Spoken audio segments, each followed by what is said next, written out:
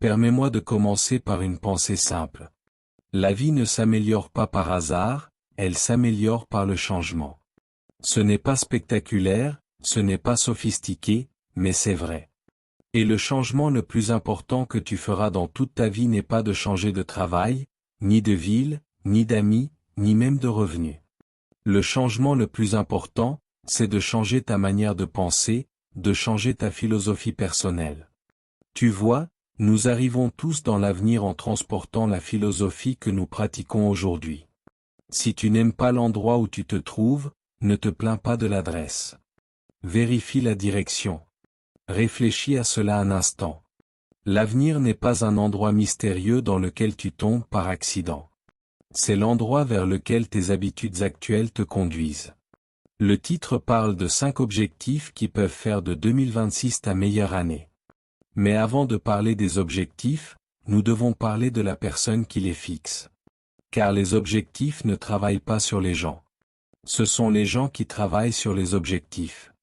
Et si tu ne travailles pas sur la personne, les objectifs ne tiendront pas. Je pensais autrefois que le succès était quelque chose que l'on poursuit. Je le croyais vraiment. Je pensais que si je travaillais assez dur, si je restais assez occupé, si je courais assez vite, quelque chose de bon finirait par me tomber dessus, jusqu'au jour où j'ai appris quelque chose de simple. Le succès ne se poursuit pas. Il est attiré par la personne que tu deviens. Cela a tout changé pour moi. Cela a changé la façon dont je me réveillais le matin. Cela a changé ce que je lisais. Cela a changé ce que je tolérais. Cela a changé ce que j'attendais de moi-même. Parlons maintenant de la philosophie personnelle, cette collection silencieuse d'idées selon lesquelles tu vis, ces principes que tu n'as jamais écrits mais que tu pratiques chaque jour. Ta philosophie détermine si tu blâmes ou si tu prends tes responsabilités, si tu grandis ou si tu restes le même, si tu sèmes au printemps ou si tu te plains à l'automne. Voici ce que j'ai appris à mes dépens. Si tu ne conçois pas ta philosophie, tu en hériteras une de tes parents, de ton environnement ou de tes déceptions passées. Et les philosophies héritées ne sont généralement jamais examinées. Elles ressemblent à ceci, c'est comme ça que je suis. Les gens comme nous n'avancent pas ou peut-être que l'année prochaine sera meilleure. L'espoir n'est pas une stratégie. C'est une bonne chose, mais ce n'est pas une stratégie. Laisse-moi te raconter une histoire. J'ai rencontré un jour un fermier qui se plaignait chaque année de sa récolte. Toujours le même discours, trop de pluie, pas assez de pluie, des problèmes gouvernementaux, des problèmes de marché. Finalement, je lui ai demandé, et la semence? Alors il m'a regardé comme si j'avais insulté sa famille. Il m'a répondu, la semence est bonne. Et c'est à ce moment-là que j'ai compris. Il n'avait jamais remis en question la seule chose qu'il pouvait contrôler. Et c'est exactement ce que font la plupart des gens avec leur vie. Ils maudissent les saisons mais n'ajustent jamais leur philosophie. Voici la vérité, les saisons ne changeront jamais pour s'adapter à toi. L'hiver sera toujours l'hiver. Le printemps sera toujours le printemps. Tu ne peux pas négocier avec janvier. Tu ne peux pas supplier août. Mais tu peux apprendre à t'habiller en hiver, à semer au printemps, à cultiver en été et à récolter en automne. Et la vie fonctionne exactement de la même manière. Il y a des hivers dans la vie, des moments où rien ne semble pousser, où l'argent est rare, la motivation faible, les progrès lents. Et voici le danger, penser que l'hiver signifie l'échec. Ce n'est pas vrai. L'hiver est simplement une période de préparation. C'est la saison où le caractère se construit, où la patience s'apprend et où les racines s'enfoncent plus profondément, là où personne ne les voit. J'avais l'habitude de maudire mes hivers jusqu'au jour où j'ai compris que l'hiver t'aiguise. S'il n'y avait pas d'hiver, nous serions gâtés. Nous n'apprendrions jamais la force. Nous n'apprendrions jamais la gratitude. Alors, quand l'hiver arrive, et il arrivera, n'abandonne pas. Change simplement de stratégie. Lis davantage, apprends davantage, réfléchis davantage, car l'hiver n'est pas éternel. Puis vient le printemps, les opportunités, les nouvelles idées, les nouveaux départs. Mais le printemps est trompeur parce qu'il fait des promesses qu'il ne tient pas automatiquement. Le printemps dit, Si tu sèmes maintenant, tu récolteras plus tard, mais tu dois semer. L'espoir sans action n'est qu'un souhait, et les souhaits ne font pas pousser les récoltes. Certaines personnes admirent le printemps. Elles disent, comme c'est beau, mais elles ne sèment rien. Puis elles se demandent pourquoi l'automne est vide. N'admire pas l'opportunité, saisis-la. Puis vient l'été, la saison de la protection et de la discipline. Tu as semé, maintenant tu dois protéger. Les mauvaises herbes poussent plus vite que les cultures. La négligence progresse plus vite que le succès. C'est là que la discipline intervient. La discipline n'est pas une punition. La discipline, c'est simplement choisir ce que tu veux le plus plutôt que ce que tu veux maintenant. Voici l'une des grandes vérités de la vie, nous souffrons tous de l'une de deux douleurs. La douleur de la discipline ou la douleur du regret. La discipline pèse quelques grammes. Le regret pèse des tonnes. J'évitais autrefois la discipline. Je pensais qu'elle était restrictive, jusqu'à ce que je réalise que la discipline te donne la liberté. Le lecteur discipliné est libéré de l'ignorance.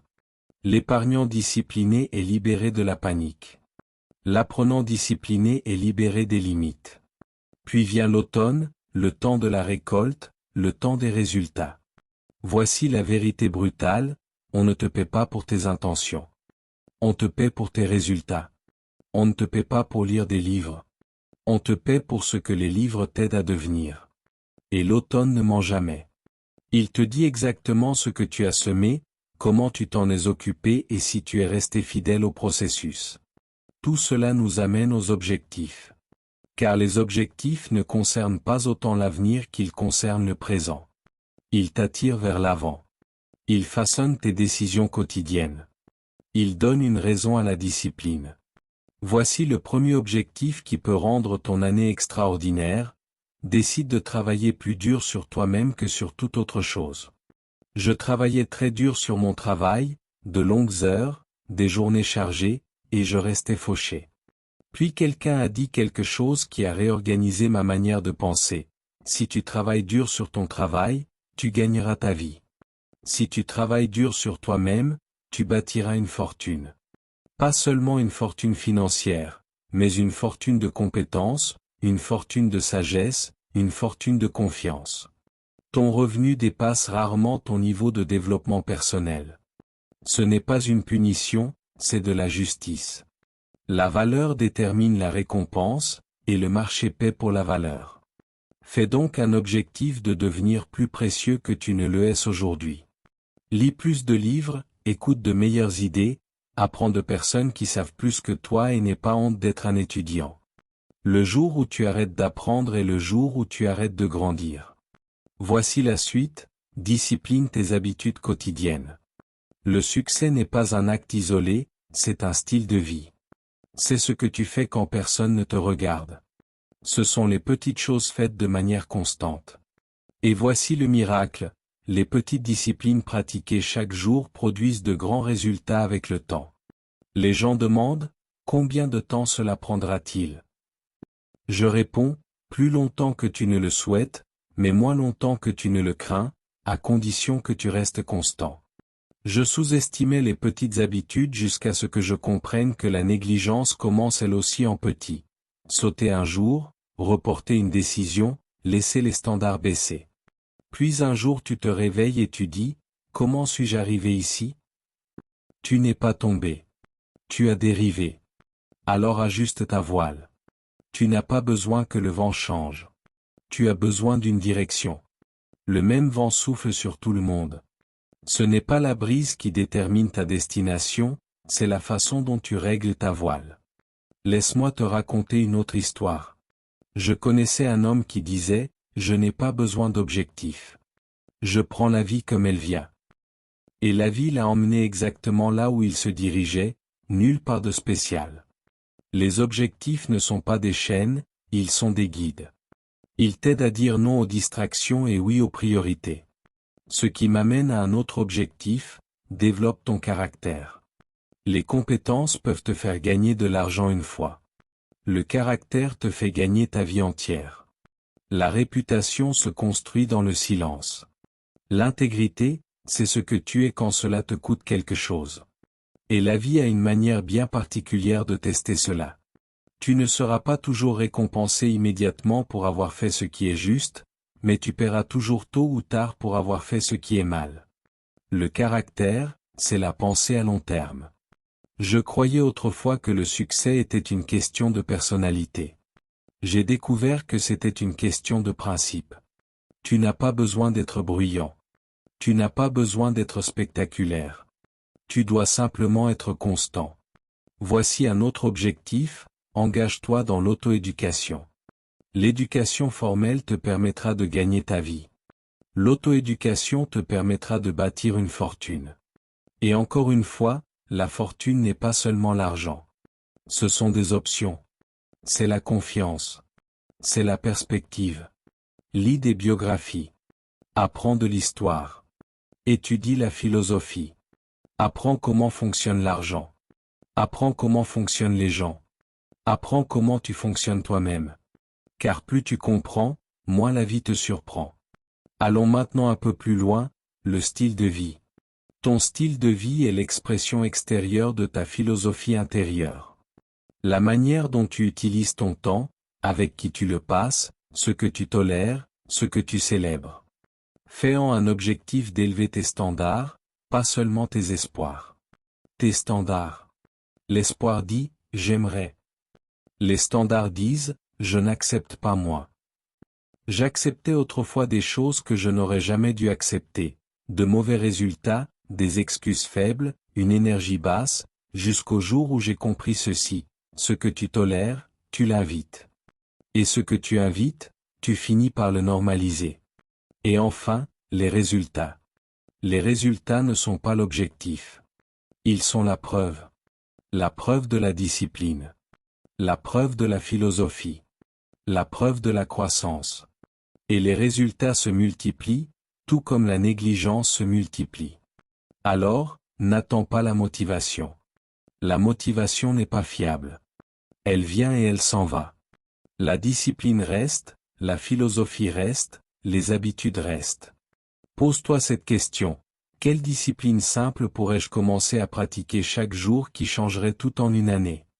Lire 10 pages, écrire ses objectifs chaque semaine, réfléchir chaque soir, épargner un peu, apprendre constamment. Réfléchis-y un instant. Car à la fin, la vie ne te demande pas ton avis. Elle répond à tes actions.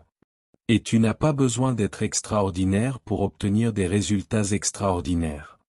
Tu dois simplement être constant dans les fondamentaux. Alors, règle mieux ta voile, ajuste ta philosophie, respecte les saisons, pratique la discipline, bâtis ton caractère et deviens une personne de valeur. Et un jour, tu regarderas en arrière et tu diras, je suis reconnaissant d'avoir commencé quand je l'ai fait. Car le meilleur moment pour planter un arbre était il y a 20 ans. Le deuxième meilleur moment, c'est maintenant.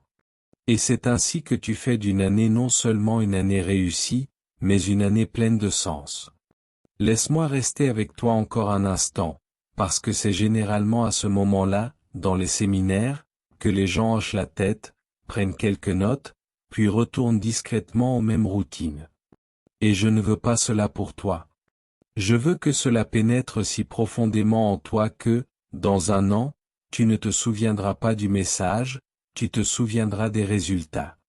Car l'information seule ne transforme pas les vies. La révélation le fait. Et la révélation arrive souvent lorsque tu restes assez longtemps avec une idée pour qu'elle te confronte. Alors, restons avec cela. La plupart des gens sous-estiment ce qui peut se produire en une seule année, et ils sous-estiment encore plus ce qui se passe lorsque la philosophie change. Enfin, dès que ta conversation intérieure change, ton comportement extérieur commence à s'aligner. Tu n'as pas besoin de forcer. Cela se produit naturellement. Je disais autrefois, je commencerai quand je me sentirai prêt, jusqu'au jour où j'ai appris quelque chose d'important, on ne devient pas prêt. On décide. La préparation est un mythe. La décision est une puissance. Et une fois que tu décides, ton comportement s'aligne derrière ta décision. Laisse-moi te raconter une histoire. J'ai rencontré un homme qui m'a dit, je pense à changer ma vie depuis des années. Je lui ai demandé, quelle année as-tu commencé à y penser? Il a réfléchi. Il pensait, mais il n'agissait pas. Et voici la tragédie, penser sans agir, c'est du divertissement. Cela te donne l'impression d'être productif sans jamais produire quoi que ce soit. C'est pour cela que les objectifs sont essentiels. Les objectifs ne sont pas des fantasmes, ce sont des engagements vers une direction. Ils t'obligent à répondre à des questions difficiles, que veux-tu vraiment? Et qui es-tu prêt à devenir pour l'obtenir? Voici encore une chose que j'ai apprise, tu ne changes réellement que lorsque la douleur de rester le même devient plus grande que la douleur du changement. La plupart des gens attendent trop longtemps. Ils attendent que la vie les pousse, au lieu de choisir de se tirer eux-mêmes vers l'avant. Alors, si tu te sens un peu inconfortable en ce moment, c'est une bonne chose. L'inconfort est souvent le bruit de la croissance qui frappe à la porte. Parlons maintenant de responsabilité. C'est ici que la salle devient silencieuse, parce que la responsabilité est puissante, mais elle est aussi exigeante. Elle dit, quoi qu'il arrive ensuite, j'y suis impliqué. Je blâmais autrefois les circonstances, l'économie, le système, la météo, le gouvernement, jusqu'au jour où j'ai compris que blâmer est une confession d'impuissance. Dès que tu acceptes la responsabilité, tu reprends le contrôle. Et la responsabilité ne signifie pas que tout est ta faute. Cela signifie que tout est ta mission. C'est une énorme différence. Tu n'as pas créé tous tes problèmes, mais tu es responsable de les résoudre. Réfléchis à cela un instant. Si tu n'aimes pas tes résultats, tu n'as pas besoin d'un nouveau calendrier. Tu as besoin d'une nouvelle stratégie. Et la stratégie commence par la philosophie. Voici maintenant le niveau suivant. Les objectifs ne concernent pas seulement ce que tu veux avoir, ils concernent qui tu veux devenir. C'est pour cela que les objectifs superficiels ne durent pas. Je veux plus d'argent, est faible s'il n'est pas connecté à la croissance. Je veux devenir plus discipliné, plus compétent, plus précieux. Voilà des objectifs enracinés. Je fixais autrefois des objectifs trop petits, non pas par manque d'ambition, mais parce que je me sous-estimais. Et c'est un autre piège. Jouer petit ne te protège pas de l'échec. Cela garantit seulement le regret. Ainsi, l'un des objectifs est de viser plus haut dans ta croissance personnelle. Pas la perfection, le progrès. Un progrès mesuré. Un progrès constant. Changeons de perspective un instant et parlons de la vie quotidienne. Car la philosophie ne se prouve pas dans les grands moments. Elle se prouve dans les jours ordinaires, les mardis après-midi, les matins silencieux, les soirées fatiguées. C'est là que la discipline vit. La discipline, c'est faire ce que tu as dit que tu ferais bien après que l'émotion dans laquelle tu l'as dit a disparu. Et les émotions ne sont pas fiables. Elles changent avec la météo. La discipline, elle, reste. J'attendais autrefois de me sentir inspiré pour faire les choses difficiles. C'était à l'envers. L'inspiration suit l'action. Elle ne la précède pas. Tu agis d'abord et la motivation arrive plus tard, presque en s'excusant. Et voici la bonne nouvelle, tu n'as pas besoin de transformer toute ta vie en une semaine. Tu dois simplement commencer dans la bonne direction et continuer à marcher. Un petit changement de direction aujourd'hui peut produire une différence massive avec le temps. C'est le miracle de l'effet cumulatif. De minuscules améliorations répétées chaque jour construisent silencieusement une vie extraordinaire. Et la négligence fonctionne exactement de la même manière. De petites dérives répétées chaque jour détruisent silencieusement une vie. Alors, choisis soigneusement ta douleur. Parlons maintenant de la valeur. Car au final, le revenu suit la valeur. Les opportunités suivent la valeur. L'influence suit la valeur. Le marché est d'une honnêteté brutale. Il te rémunère exactement à la hauteur des problèmes que tu résous. Si tu résous de petits problèmes, tu obtiens de petites récompenses. Si tu résous de plus grands problèmes, tu obtiens de plus grandes récompenses. Résous des problèmes humains, des problèmes de leadership, des problèmes de système. Là, tu parles de valeurs significatives. Ainsi, l'un de tes objectifs devrait être de te poser régulièrement cette question: comment puis-je devenir plus utile, pas plus occupé? Utile. Les gens occupés sont partout. Les gens de valeur sont rares. C'est là que beaucoup confondent activité et progrès. Ce ne sont pas la même chose. Le mouvement ne garantit pas l'avancement. Un fauteuil à bascule bouge beaucoup et n'arrive nulle part. Évalue donc tes journées, non pas selon leur remplissage, mais selon leur alignement. Voici maintenant quelque chose d'autre qui compte énormément, l'environnement. Ton environnement ne détermine pas ton avenir, mais il l'influence. Qui tu écoutes, ce que tu regardes, ce que tu tolères, ce qui te fait rire, ce que tu excuses. Je sous-estimais autrefois l'environnement jusqu'à ce que je remarque ceci. Quand j'ai changé ce que j'écoutais, ma manière de penser a changé. Quand ma pensée a changé, mes décisions ont changé. Et quand mes décisions ont changé, ma vie a changé. Protège donc ton esprit. C'est le centre de contrôle. Nourris-le correctement et n'aie pas peur de dépasser certaines personnes. La croissance crée parfois de la distance. Ce n'est pas de l'arrogance, c'est de l'alignement. Tu peux aimer des personnes sans leur laisser diriger ta direction. Revenons maintenant à l'année à venir. Le calendrier ne demande pas la permission. La vraie question est celle-ci. Arriveras-tu plus fort, plus sage, plus discipliné, ou arriveras-tu identique, mêmes habitudes, mêmes excuses, mêmes résultats? Et voici la réalité qui interpelle: le temps ne récompense pas l'intention, il récompense l'action. Et le temps est neutre. Il donne à chacun les mêmes 24 heures. Puis il observe ce que tu en fais. Fais donc de cette année celle où tu deviens intentionnel. Intentionnel dans ce que tu lis, dans la manière dont tu penses, dans ce que tu autorises, dans la personne que tu deviens. Fixe des objectifs qui t'étirent, des objectifs qui exigent ta croissance, des objectifs qui demandent de la discipline, car les objectifs faciles ne te transforment pas. Et souviens-toi de ceci, l'échec n'est pas l'opposé du succès. L'échec fait partie du succès. Abandonner est le véritable ennemi. Tu peux trébucher et quand même gagner.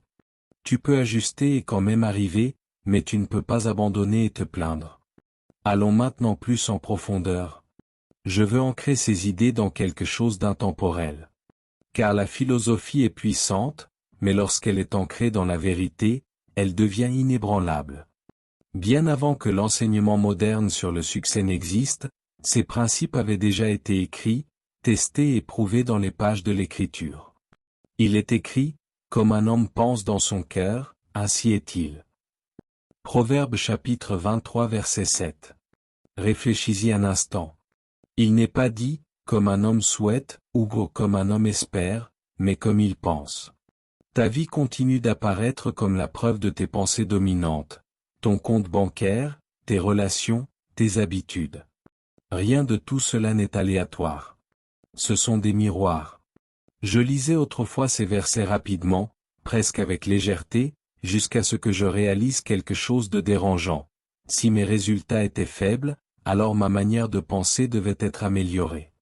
Ce n'est pas une condamnation, c'est une opportunité. Et l'Écriture est remplie de cette idée de responsabilité personnelle. Il est écrit dans Galates chapitre 6 verset 7. Ne vous trompez pas, on ne se moque pas de Dieu. Ce qu'un homme sème, il le récoltera aussi. Ce n'est pas dur, c'est juste. Semer est un choix. Récolter est une conséquence. Et cette loi fonctionne, que tu la comprennes ou non.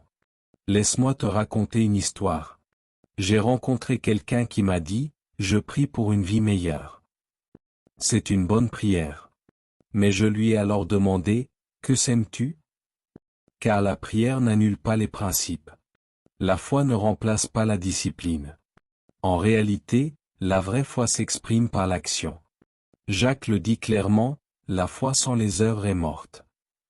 Pas faible, morte, c'est-à-dire immobile, c'est-à-dire que rien ne se produit. Et cela nous ramène directement aux saisons.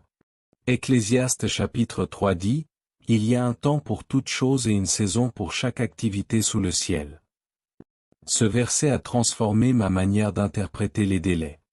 Il m'a appris que le retard n'est pas un refus, mais souvent un développement. Je paniquais autrefois dans les saisons d'hiver, quand les portes se fermaient, quand l'argent ralentissait, quand la reconnaissance disparaissait, jusqu'à ce que je comprenne que Dieu accomplit souvent son œuvre la plus profonde dans les saisons cachées. Ésaïe parle de racines qui poussent vers le bas avant que le fruit ne pousse vers le haut. Ce n'est pas de la poésie, c'est un modèle. Joseph a reçu un rêve, mais il n'est pas entré au palais le lendemain. Il y a eu une saison de fosse, une saison de prison, une saison d'oubli, mais chaque saison le préparait à la gestion. Si Joseph avait reçu l'autorité sans le caractère, le rêve l'aurait détruit. Voici donc un objectif qui mérite d'être fixé. Respecte la saison dans laquelle tu te trouves. Ne la méprise pas. Apprends d'elle. Pose cette question, que développe cette saison en moi? Car la promotion sans préparation produit toujours l'effondrement. Parlons encore de la discipline, car l'Écriture ne la présente pas comme optionnelle. Hébreux chapitre 12 dit, « Aucune discipline ne semble agréable sur le moment, mais pénible. Cependant, plus tard, elle produit un fruit de justice et de paix. » Remarque ce mot, plus tard. La discipline paie plus tard, mais elle paie bien. Je voulais autrefois des résultats immédiats, des retours immédiats, des récompenses immédiates. Mais Dieu pense sur le long terme. Il pense en récolte, pas en impulsion. Et toute récolte exige de la patience. Jésus lui-même a dit, « Celui qui est fidèle dans les petites choses sera fidèle dans les grandes. » Ce verset révèle une erreur fréquente. Les gens disent souvent, « Si j'avais plus, je ferais mieux. » L'Écriture dit exactement le contraire, « Fais mieux avec ce que tu as, et davantage viendra. » N'attends donc pas de plus grandes opportunités pour devenir discipliné. Pratique la discipline là où tu es. Arrive à l'heure. Tiens ta parole. Achève ce que tu commences. Ce sont des principes spirituels autant que pratiques. Parlons à nouveau des objectifs, mais cette fois d'un point de vue biblique. Habacuc dit, « Écris la vision et rends-la claire. » Pas seulement la penser, pas seulement en parler. Écris-la. L'écriture apporte la clarté. La clarté apporte la concentration. La concentration apporte l'élan. Je gardais autrefois mes objectifs dans ma tête. Ils flottaient en concurrence permanente avec les distractions. Les écrire m'a forcé à les affronter. Cela m'a obligé à me demander, est-ce que je veux vraiment cela, ou est-ce que j'aime seulement l'idée? Voici une autre révélation importante, l'Écriture ne condamne jamais l'ambition. Elle la purifie. Les proverbes disent, les projets de l'homme diligent mènent sûrement à l'abondance. Projet, diligence, abondance. C'est une séquence. Mais la Bible nous avertit aussi contre l'agitation vide. Elle dit, si l'Éternel ne bâtit la maison, ceux qui la bâtissent travaillent en vain. Cela ne veut pas dire, ne bâtis pas. Cela signifie bâti avec alignement, bâti avec sagesse, bâti avec intention. Ainsi, un autre objectif, c'est l'alignement. Aligne tes objectifs avec tes valeurs. Aligne tes efforts avec ton appel. Aligne tes habitudes avec la personne que Dieu t'appelle à devenir. Permets-moi de faire une pause et de te poser une question. Deviens-tu plus discipliné ou simplement plus fatigué? Il y a une différence. L'un mène au progrès, l'autre mène à l'épuisement. Jésus se retirait souvent dans des lieux solitaires, non pas parce qu'il était paresseux, mais parce que le renouvellement fait partie de la productivité. Même l'Écriture enseigne le repos comme principe. Le repos n'est pas l'abandon, c'est l'entretien. Parlons encore du caractère, car l'Écriture y accorde une importance immense. Les proverbes disent, « Un bon nom est préférable à de grandes richesses. » Cela t'apprend quelque chose. La richesse sans caractère est dangereuse. L'influence sans intégrité est destructrice. Je pensais autrefois que le succès corrigerait mes faiblesses. Ce n'est pas le cas. Il les révèle. Ce que tu es avant le succès, tu le deviens encore plus après le succès. C'est pourquoi le développement du caractère ne peut pas être reporté. David a été oint roi bien avant de porter la couronne. Et que faisait-il entre les deux? Il apprenait la fidélité dans l'obscurité. Il combattait des lions quand personne ne regardait. Il écrivait des psaumes dans des cavernes. C'est là que les leaders sont formés. Alors ne te précipite pas vers la visibilité. Développe la profondeur. Parlons à nouveau de l'auto-éducation, car l'écriture honore la sagesse sans relâche. Il est écrit, la sagesse est la chose principale. Acquiert donc la sagesse. Pas l'argent d'abord, pas la renommée d'abord, la sagesse d'abord. Et la sagesse ne te tombe pas dessus, tu la poursuis. Les proverbes disent, le cœur de l'homme intelligent acquiert la connaissance. Acquérir, c'est intentionnel. J'attendais autrefois que quelqu'un m'enseigne, puis j'ai compris que les personnes mûres s'enseignent elles-mêmes. Elles recherchent le conseil, elles lisent, elles écoutent, elles observent. Jésus a dit, vous connaîtrez la vérité et la vérité vous rendra libre. La liberté suit la compréhension. L'ignorance coûte cher. Fais de l'apprentissage une habitude à vie, pas pour les applaudissements, mais pour la croissance. Appliquons maintenant cela au style de vie. Romains dit, ne vous conformez pas au siècle présent, mais soyez transformés par le renouvellement de l'intelligence. La transformation ne commence pas par le comportement. Elle commence par la pensée. C'est pourquoi le renouvellement de l'esprit n'est pas optionnel. Ton style de vie dérivera toujours vers tes influences les plus fortes. Si tu ne les choisis pas intentionnellement, elles seront choisies pour toi. Voici encore une vérité claire de l'écriture, la gestion, la responsabilité. Tout ce que tu as t'a été confié. Le temps, l'énergie, les capacités, les opportunités. Et l'écriture dit qu'on demande aux intendants d'être trouvés fidèles. Pas impressionnant, fidèle. Gère donc ton temps, gère tes ressources, gère ton énergie, car le potentiel gaspillé est une tragédie silencieuse. Ralentissons maintenant et ramenons cela à l'essentiel. Ce ne sera pas parce que les circonstances se seront miraculeusement améliorées. Ce sera parce que toi, tu auras grandi, tu auras mieux pensé, tu t'auras discipliné, tu auras respecté les saisons, tu auras grandi en sagesse, tu auras bâti ton caractère, tu auras aligné ta vie avec la vérité. Et voici la belle promesse de l'Écriture, ceux qui sèment avec larmes moissonneront avec des chants de joie. Cela signifie que l'effort n'est jamais ignoré. Le sacrifice n'est jamais oublié. La fidélité est toujours récompensée. Si ce n'est pas immédiatement, alors inévitablement. N'abandonne donc pas en hiver. Ne néglige pas le printemps. Ne deviens pas paresseux en été et ne te plains pas en automne. Règle ta voile, fais ta part. Fais confiance au processus et un jour, quand tu regarderas en arrière, tu ne diras pas seulement, c'était ma meilleure année. Tu diras, c'est là que je suis devenu une meilleure personne. Et selon l'Écriture, c'est cela le succès. Quand cela devient difficile, et cela le deviendra, ne demande pas, pourquoi cela m'arrive? Demande plutôt, qu'est-ce que cela cherche à m'enseigner? Cette question transforme la douleur en progrès. Ralentissons encore un instant. Si tu travailles sur ta philosophie, tes habitudes suivront. Si tes habitudes changent, ton caractère se renforce. Si ton caractère se renforce, ton style de vie s'améliore. Et si ton style de vie s'améliore, les résultats finissent toujours par apparaître. Voilà l'ordre. Ignore l'ordre et tu récolteras la frustration. Respecte l'ordre et tu entreras dans l'élan. Voici donc mon encouragement pour toi. Ne souhaite pas moins de défis. Souhaite plus de sagesse. Ne souhaite pas moins de pression. Souhaite plus de compétences.